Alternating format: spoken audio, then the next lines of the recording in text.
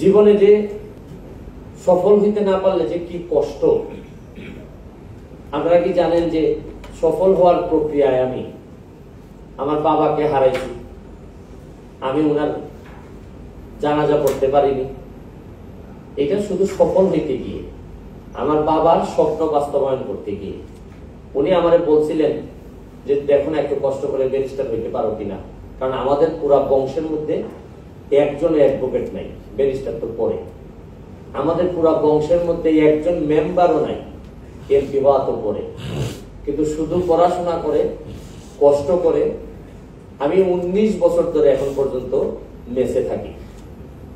19 বছর ধরে মেসে থাকি। আমার মতো এরকম লম্বা সময় মেসে থাকা, আপনারা বলতে পারেন যে এখনো মেসে থাকেন মানে? আমার তো এখন যে আমি সংসদে থাকি এইটাও আমি মেসেই থাকি। কারণ হচ্ছে কি, আমার সাথে আমার পিএস, আমার ক্লার্ক, এই 3জন 4জন আমরা একসাথে থাকি, কারণ আমার পরিবার তো আমার সাথে নাই।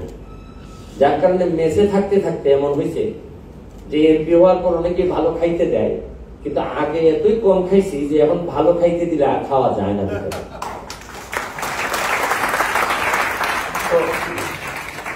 আমি জানি স্যার যে বললেন যে মৃত্যুকে ভয় পাই না, বা আমি বললাম যে আরেকটু ওয়েট করতে হবে। বাংলাদেশের একটা বড় সমস্যা কি জানেন?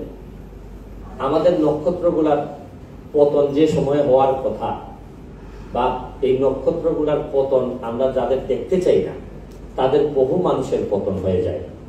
আর এই পতন হওয়ার কারণে দেশ জাতি যেভাবে ক্ষতিগ্রস্ত হয়, এই ক্ষতিটা আর পূরণ করা যায় না।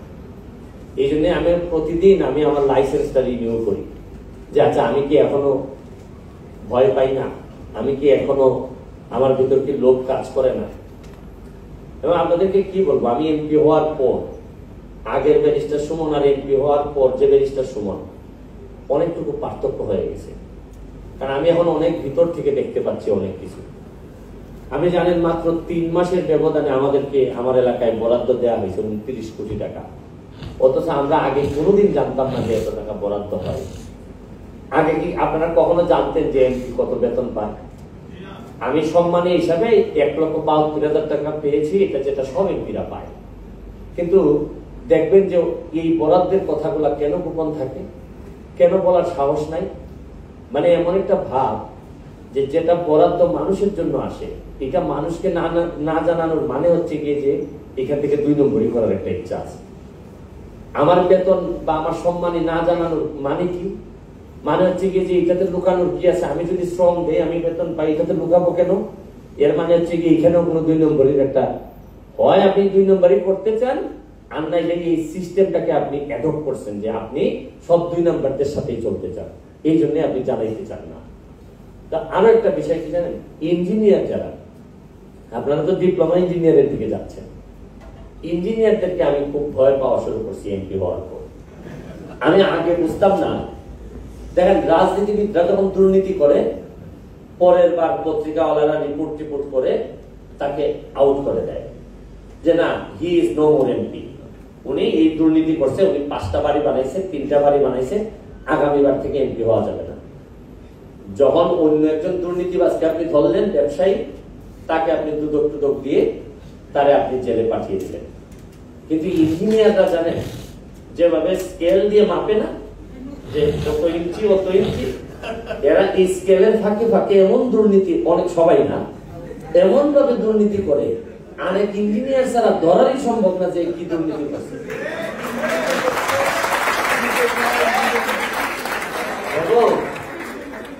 আপনি, কারণ আমি ব্যারিস্টার মানুষ, কারণ আমার দায়িত্ব দেওয়া হলো একজন ইঞ্জিনিয়ারের দুর্নীতি ধরার জন্য। আমি কি বুঝবো? আমি যদি বলি যে আপনি এটা কেন করলেন, উনি একটা স্কেল বের করে বলবে 18, 19, 19.5। আমি তো এগুলা বুঝবো না। এর ভিতর দিয়ে 19.5 থেকে 20 করতে গিয়ে উনি প্রায় 200 কোটি নিয়ে গেছে। আচ্ছা, আপনি এখন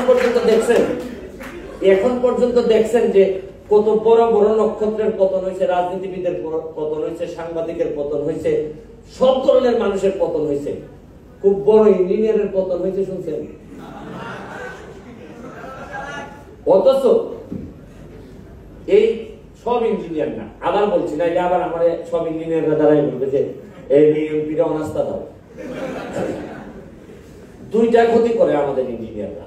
আমাদের লাভ ওনারা অনেক করতেছে। একটা ক্ষতি হচ্ছে গিয়ে যারা অসৎ, একটা ক্ষতি করার হচ্ছে গিয়ে তারা সেবার নামে, সেবা করার নামে আমাদেরকে ইঞ্চির ফাঁকে ফেলে টাকা পয়সা যা নেওয়ার নিয়ে যাচ্ছে। আর আরেক জাতের ইঞ্জিনিয়ার আছে, এরাই একটু কোয়ালিফাইড হইলেই দেশটা ছেড়ে দেয়। মানে অনেকটা হচ্ছে গিয়ে গ্রামের ছেলেরে বাবা মা এত কষ্ট করে পড়ায়, পড়ানোর পর দেখা যাচ্ছে যখন ইনকাম করে ছেলে মেয়েরে খাওয়ানোর সময় আসে, তখন কিন্তু সে ঢাকায় একটা ধনী শ্বশুর বাড়িতে গিয়ে বিয়ে করে, যার কারণে আর বাবা মা আর আসতে পারে না। তো ওই স্মৃতিটুকু নিয়েই বেঁচে থাকতে হয়। আমাদের বেশিরভাগ, আপনি জানেন যে ব্রেইন যেটা বলে, আমাদের বুয়েট থেকে, যেটা আমাদের একটা গর্ব করার মতো একটা প্রতিষ্ঠান, এইখান থেকে সবচেয়ে বেশি কোয়ালিফাইড লোক কেউ আর বাংলাদেশে নাই। বেশিরভাগই আপনার চলে গেছে বিদেশে। এরা আমাদেরকে সার্ভিস দেয় না, দেয় হচ্ছে গিয়ে বিদেশকে সার্ভিস।